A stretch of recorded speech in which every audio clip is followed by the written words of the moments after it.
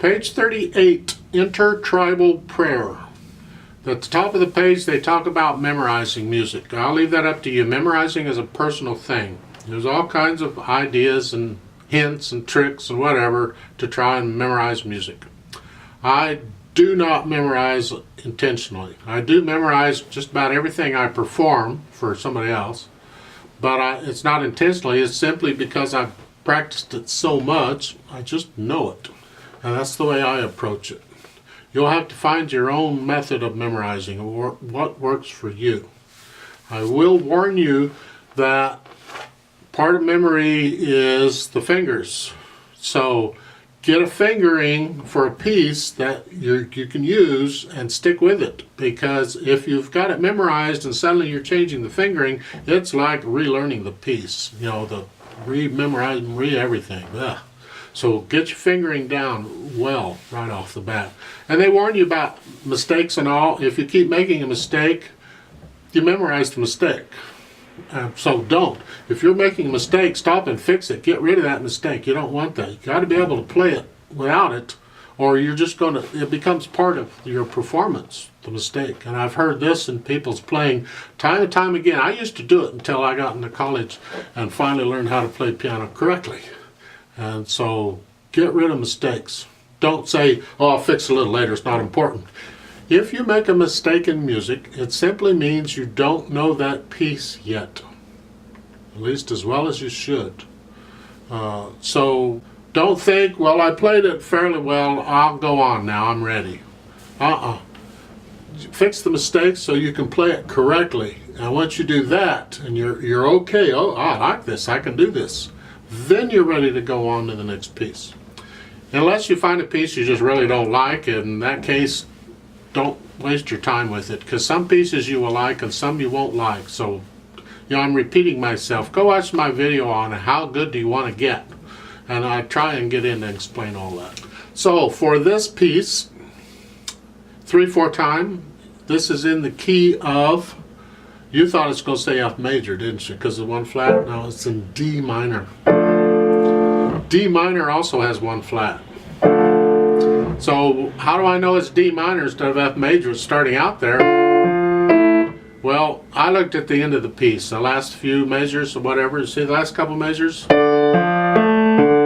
That's a D minor chord. You're ending on a D minor chord. Generally, a piece will end on the chord of the key it's in. Not always, but generally it does. And in this case, it's D minor. Okay. So all the B's are going to be flatted. That's really all I was trying to say.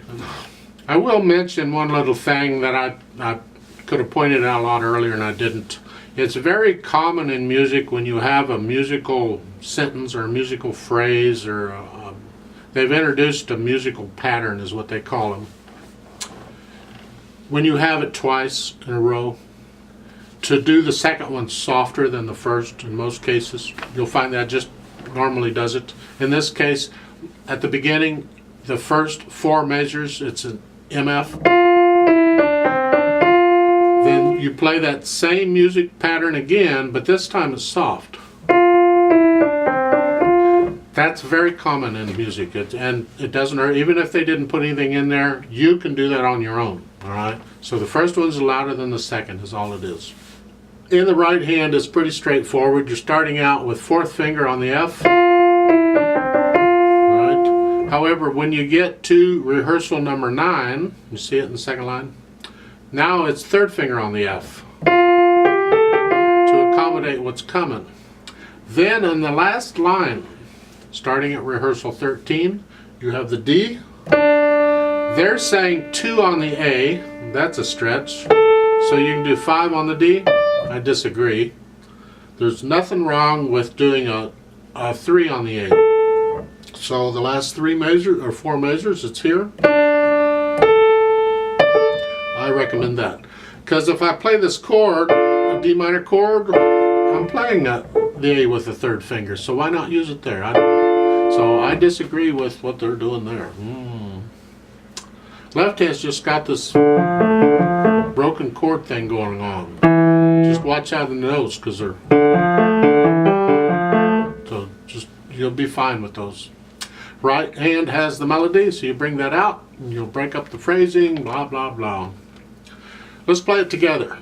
3/4 time, I'll give us 3 counts. So the right hand is here, left hand's here. All right, here we go. 1, ready, go.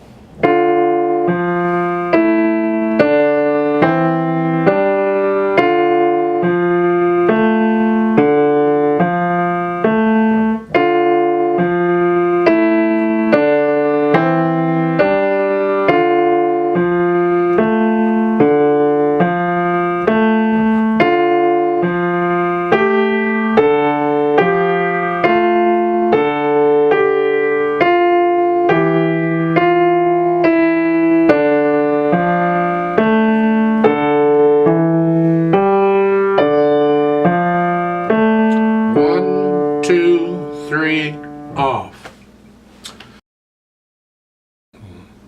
There is a duet accompaniment at the bottom of this page, so I'd like to try that with you. So you play your part what you just played, and I'll play the duet part and see if you can stay with me and do a duet.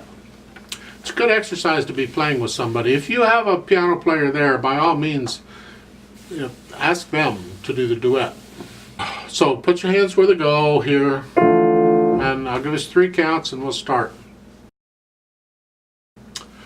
1, ready, go.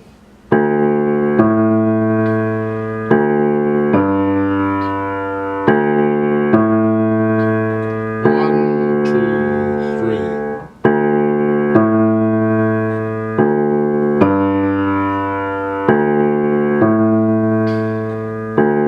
2, 3.